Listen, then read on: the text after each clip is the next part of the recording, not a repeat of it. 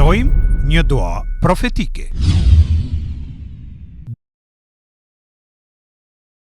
Duaja gjatë daljes nga xhamia.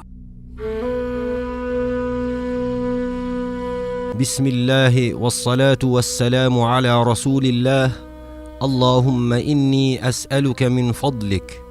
Allahumma a'simni min ash-shaytanir rajim. Me emrin e Allahut, lutjet dhe përshëndetjet qofshin mbi të dërguarin e Allahut. O Zoti im, të lutem të më japësh prej të mirave të tua. O Zoti im, më mbro nga shejtani i mallkuar.